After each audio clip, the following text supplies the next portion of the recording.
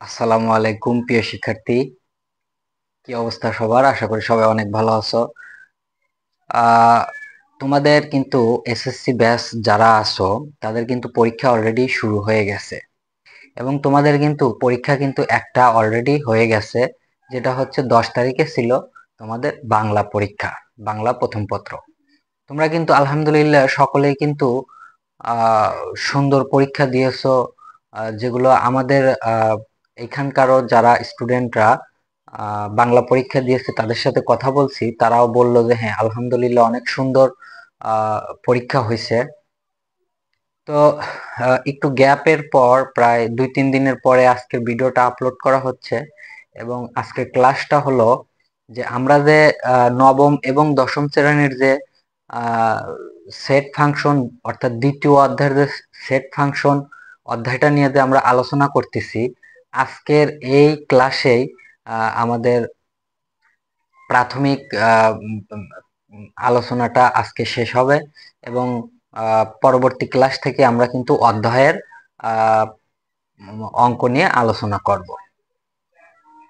তো অধ্যায়ের অঙ্ক নিয়ে আলোচনা করার পূর্বে আমরা কেন এর ভূমিকা নিয়ে এত বিস্তারিত আলোচনা করতেছি, কারণটা হচ্ছে যে যখন আমরা অধ্যায়ের অঙ্ক করতে যাব তখন কিন্তু আমাদের এই ভূমিকাগুলো অত্যন্ত কাজে লাগবে। যেমন যখন একটা অঙ্কে বলবে যে আহ, প্রকৃত উপসেট বের করো বা কার্টেসীয় গুণজ করো বা ক্রমজোড় সংখ্যা বের করো বা আহ, এরকম আর কি, যখন প্রকৃত উপসেট বের করতে বলবে, তো এইগুলো যখন আমাদের অঙ্কের মধ্যে যখন আমরা যা পাবো তখন কিন্তু আমাদের এইগুলো কিন্তু অবশ্যই ইম্পর্টেন্ট হবে। যদি এখন অঙ্ক করতে গিয়ে যদি আমরা নাই বুঝি যে কোনটা প্রকৃত উপসেট, কোনটা কার্টেসীয় গুণজ, কোনটা শক্তি সেট, এইগুলো যদি আগে থেকে না জানি তাহলে কিন্তু আমরা কিন্তু অঙ্ক করতে গিয়ে দ্বিধাদ্বন্দ্বে পড়ে যাব। এর কারণেই কিন্তু আমাদের হচ্ছে আমরা এই ভূমিকা নিয়ে এত বিস্তারিত আলোচনা করেছি। এমনকি আমরা প্রত্যেকটা এক একটা যেমন কার্টেসীয় গুণজের জন্য বা প্রকৃত উপসেটের জন্য আমরা আলাদা আলাদা ক্লাস আপলোড দিয়েছি এবং আলাদা আলাদা ক্লাস নিয়ে বিস্তারিত আলোচনা করেছি। তো আজকে হচ্ছে আমাদের এই অধ্যায়ের সর্বশেষ ক্লাস, যেটা হচ্ছে মানে ভূমিকার ক্লাস, মানে আমরা আর আজকের আলোচনার মাধ্যমে আমরা চলে যাব একদম সরাসরি কোথায়, একদম অঙ্কে, মানে অনুশীলনীর অঙ্কে। তো দেখো আজকের এই সর্বশেষ ক্লাসে হচ্ছে ক্রোমোজোর। ক্রোমোজোর কাকে বলে আমরা এইটার নিয়ে আলোচনা করলে আজকে এই অধ্যায় শেষ হয়ে যাবে। তো দেখো ক্রোমোজোর কাকে বলে আমরা একটু আলোচনা করি। ক্রোমোজোর, বই খোলো সবাই। অষ্টম শ্রেণীর আমেনা এবং সুমনা বার্ষিক পরীক্ষায় মেধা তালিকায় যথাক্রমে প্রথম ও দ্বিতীয় হলে মেধা অনুসারে তাদেরকে আমেনা সুমনা আহ, জোড়া আকারে লেখা হয়। এরূপ নির্দিষ্ট করে দেওয়া জোড়াকে একটি ক্রোমোজোর বলে। অর্থাৎ কি বলতেছে যে একটি ক্লাসের যে আহ, দুজন শিক্ষার্থীর নাম বলছে যে আমেনা এবং সুমানা, এদেরকে যে একসাথে লিখছে এটাই হলো ক্রোমোজোর। আচ্ছা, সুতরাং এক জোড়া উপাদানের মধ্যে কোনটি প্রথম অবস্থান আর কোনটি দ্বিতীয় অবস্থান থাকবে তা নির্দিষ্ট করে জোড়া আকারে প্রকাশ করাই হলো ক্রোমোজোর। অর্থাৎ যে এই দুইটা নামের ভিতরে কোনটা আগে বসবে এবং কোনটা পরে বসবে, এই সিরিয়াল মেনটেন করে লেখার নামই হচ্ছে ক্রোমোজোর বলা হয়। যদি কোনো ক্রোমোজোরের প্রথম উপাদান বা পদ এক্স এবং দ্বিতীয় উপাদান পদ ওয়াই হয় তাহলে ক্রোমোজোরটিকে এক্স ওয়াই দিয়ে প্রকাশ করা হয়। তো এখন বলতেছে দেখো যে ক্রোমোজোরটি প্রকাশ করা হবে কি দিয়ে, এক্স আর ওয়াই দিয়ে, এইভাবে লিখতে হবে। আচ্ছা,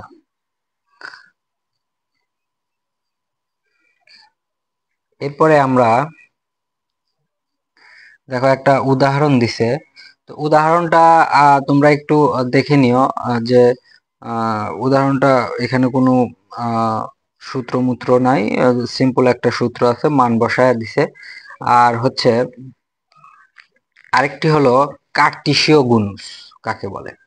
আজকের এই কার্টেসীয় গুণজ দিয়ে আমরা আজকের এই ক্লাস সমাপ্ত করব। দেখো কার্টেসীয় গুণজ, করিম সাহেব তার বাড়ির একটি ঘরের ভিতরের দেয়ালে সাদা বা নীল রং এবং বাহিরের দেয়ালে লাল বা হলুদ বা সবুজ রং এর লেপন দেওয়ার সিদ্ধান্ত নিলেন, অর্থাৎ লেপে দেওয়ার সিদ্ধান্ত নিলেন। ভিতরের দেয়ালের রং এর সেট হলো সাদা আর নীল। দেখো, এই যে করিম সাহেব যে তার বিল্ডিং এ রং করবে, এটার একটা নমুনা দিছে কি, সে ঘরের ভিতরে রং করবে হলো সাদা আর নীল, আর ঘরের বাহিরে রং করবে হলো কি কি, লাল, হলুদ ও সবুজ।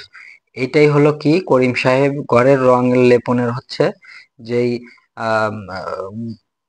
ক্রমজোর আকারে যদি আমরা লিখি তাহলে কিন্তু এইরকম হবে। আমি একটু তোমাদের দেখাই যে ঘরের ভিতরে কি কি দিছে সেটা আমরা এ দ্বারা প্রকাশ করি। ঘরের ভিতরে কি কি, সাদা আর নীল, সাদা আর নীল। আচ্ছা, আর হচ্ছে ঘরের বাহিরে কি দিছে, ঘরের বাহিরে দিছে হলো লাল আর হলুদ, হলুদ, হলুদ আর সবুজ, সবুজ। এখন এই যে আমরা কার্টেসীয় গুণজে যখন এটা করতে যাব তখন কিভাবে লাগবো, যে প্রথমে এইটার সাথে এইটা যাবে, আবার এইটার সাথে এটা যাবে, আবার এইটার সাথে এটা যাবে, আবার এই নীল থেকে এটা যাবে, আবার এই নীল থেকে হলুদে যাবে, আবার নীল থেকে লালে যাবে। ঠিক আছে? আচ্ছা, তো এইটাই এইভাবে আমরা লিখবো যে সাদা আর লাল, সাদা, হলুদ, তারপরে সাদা, সবুজ। আচ্ছা, তারপরে আবার সেম প্রসেসে নীল দিয়ে, নীল, লাল, তারপরে নীল, হলুদ, আর একটা কি, নীল, সবুজ। বুঝে নিও, নীল, সবুজ। এইটাই হলো কি কার্টেসীয় গুণজ, অর্থাৎ গুণন করা। এইখানে আমরা যদি লিখে নেই যে এ গুণন বি, এটাই হলো কার্টেসীয় গুণজের হচ্ছে মূল আলোচনা। তো যাই হোক, যখন আমরা অঙ্কে যাব তখন আরেকটু তোমরা ভালোভাবে বুঝবা। এখানে উদাহরণ একটা আছে, এটা তোমরা একটু দেখে নিও, যে আমি যেভাবে করে দিলাম সেম এইভাবেই আর কি। তো আজকের এই ক্লাসে শেষ করে দিলাম আমরা সেট ফাংশন অধ্যায়ের যেই সংজ্ঞাগুলো বা যেই চিহ্নগুলো ব্যবহার করা হয়েছে আমরা কিন্তু ইতিপূর্বেই সকল ক্লাসেই সেগুলো নিয়ে বিস্তারিত আলোচনা করেছি।